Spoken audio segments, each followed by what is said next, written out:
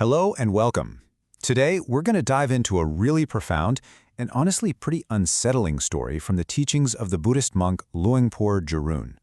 It's a true story that really gets at one of life's toughest questions. You know the one. Why do bad things happen to good people? I think we've all asked that at some point.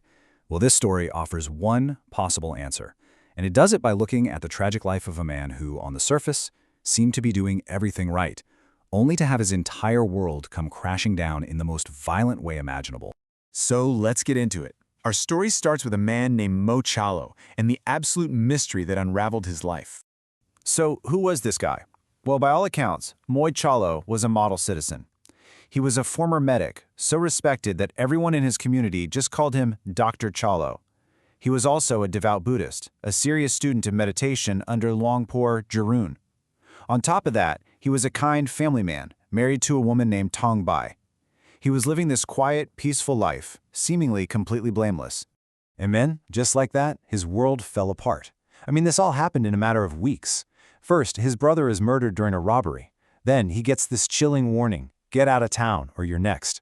And just 15 days later, it happens. Mo Chalo is lured down to a waterfront and executed, shot in the back of the head. A good man, a respected man, just murdered in cold blood. So the question is, why? Why him? Well, the answer wasn't in the life he was living. It was hidden in a life he had lived a long, long time ago. The whole thing was unlocked by a vision he had during meditation, a vision that would reveal the real reason for all his suffering.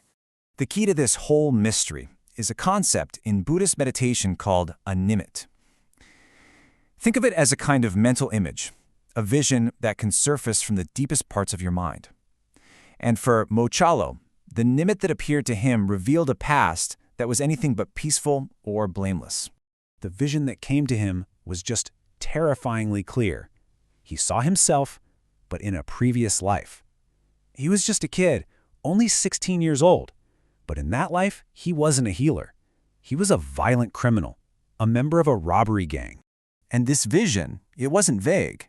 It showed him exactly what he did, the specific, brutal actions that created this massive karmic debt. He saw his past life brother shoot a man dead. Then the gang leader turned to him, the 16-year-old kid, and ordered him to kill the wife, who had just had a baby, and he did it. But then he did something even more horrifying. He took her newborn baby and threw it into a fire. That was the root cause of all his present-day suffering. So okay, now he knows about this horrible past. You'd think that knowing this would give him a chance to change his fate, right? Well, as we're about to see, karma can have this incredibly powerful, almost gravitational pull that is very, very hard to escape. He came to a real fork in the road. His teacher, Luang Phor Charan, gave him a spiritual path to follow. He said, forget the vision, focus on your meditation, and dedicate any good you do, any merit you make to the people you harmed. But right then, his brother from this life shows up with a very worldly temptation, a chance to get rich quick in the bamboo trade. And get this, here's the chilling, fatal irony of it all. The location for this amazing bamboo business opportunity, Mong Rai Village, the exact same spot where he had committed those horrific crimes in his past life. It was like karma itself was pulling him right back to the scene of the crime. And the pull of that money, it was just too strong. As the story is told, he saw the promise of being a millionaire right in front of him. His breathing was bamboo. Greed totally consumed him. He forgot all about the monk's warning and walked straight into his own destiny. He made his choice. He chose greed over the spiritual path. And now, the bill for that debt from a life lived so long ago was finally coming due.